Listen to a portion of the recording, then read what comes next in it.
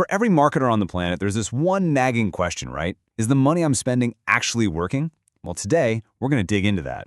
We'll look at two totally different ways to figure it out. So here's the game plan. We'll start with the big measurement problem itself. Then we'll dive into the two big ideas for solving it, attribution and incrementality. We'll even watch them battle it out in a pretty famous case study. And by the end, you'll have a much clearer idea of how to pick the right strategy for you. You know, the way people buy things these days, it's just not a straight line. It's messy. They see an ad on social media, maybe they get an email from you, then they Google your brand. It's all over the place. So the real question is, how on earth do you figure out which one of those things actually made the sale happen? And that right there, that's the million-dollar question for any marketer. Do you give the credit to the first ad they saw, or the very last link they clicked before buying, or maybe everything in between gets a little piece of the pie? Trying to solve this exact puzzle is what led to the first big idea in measurement. All right, let's jump into that first approach. It's called attribution, and you can think of it as the original attempt to make sense of that chaotic customer journey. So what is attribution, really? Well, it's kind of like being a detective. You're looking back at the crime scene, the sale, and you're gathering all the clues. You know, every ad view, every click, every email they opened, and you're trying to figure out which touchpoints get the credit for making that conversion happen. Way back when, this was super simple. We had something called last click attribution, which basically gave 100% of the credit to the very last thing someone clicked. Easy, but not very accurate, right? So then we got first click. But pretty soon, everyone realized the customer journey is way more complicated than that. That's when multi-touch models came along, trying to spread that credit out a little more evenly across the different steps. But, and this is a huge but, there's a fundamental flaw here. Attribution is fantastic at showing you the path someone took. It tells a story. What it doesn't do is prove that any of those steps actually caused the sale. And that's the classic trap, right? Mistaking correlation for causation. Okay, so that big weakness in attribution, it naturally leads us to a different, much more scientific way of looking at things. And that's called incrementality. This isn't about assigning credit. It's about finding the real, true impact. So here's the key difference. Incrementality asks a much harder, much more important question. It's not, what ads did the customer see? It's, did our ad actually cause this person to buy something they wouldn't have bought otherwise? It's all about measuring that extra value you created. Data scientists have a cool name for this. They call it causal lift.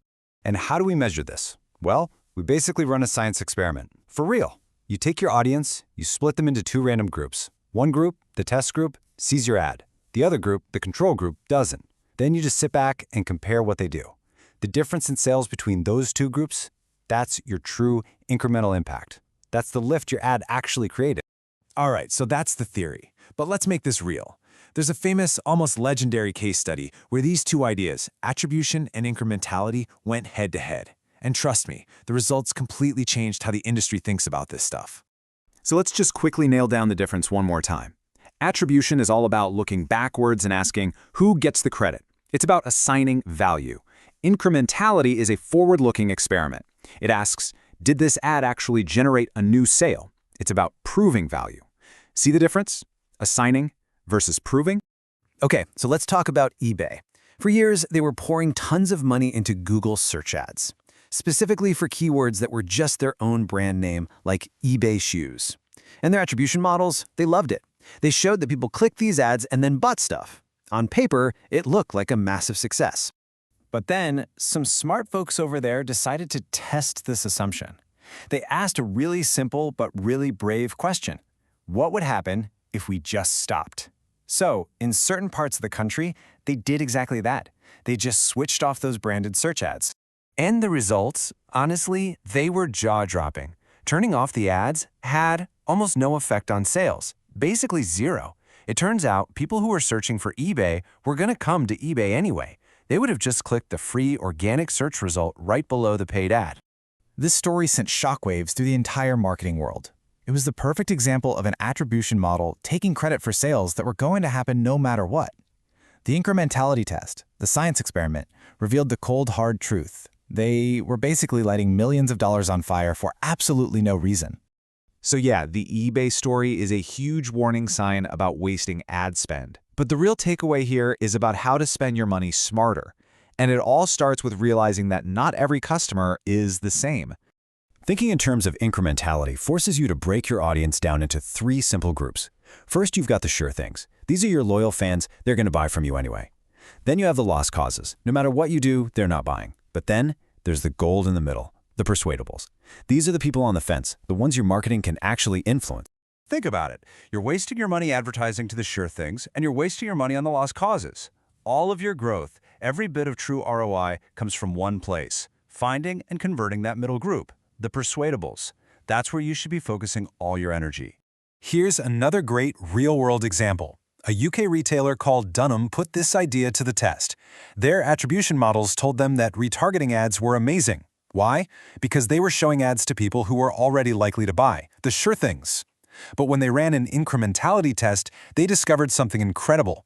Ads targeting brand new customers, under alias the persuadables, had a nearly 6 times higher return. This insight boosted their overall Facebook ROI by a whopping 90%. Okay, so after hearing all that, you might be tempted to just toss your attribution models in the trash. But hold on, that's not the takeaway here. Attribution is still super useful for certain things. It's really about knowing which tool to pull out of the toolbox for which job. Here's a simple way to think about it. Use attribution to get a general feel for the customer journey, to see how your channels are interacting.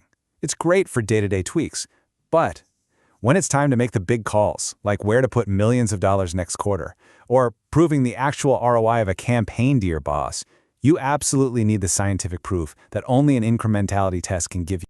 All right, let's wrap this up with the key takeaways. Number 1, attribution shows you correlation, but incrementality proves causation. 2, just relying on attribution can be really misleading and super expensive. Just ask eBay. 3, the real key to growth is to stop wasting money and focus on the persuadables. And finally, 4, the best strategy isn't one or the other, it's using both of these methods together to get a complete picture. So I'll leave you with this final thought. The next time you're looking at a marketing dashboard or a campaign report, just ask yourself this simple question. Is this report just measuring activity, or is it measuring true impact? Because honestly, understanding that difference is what separates just spending money from actually investing in real, measurable growth.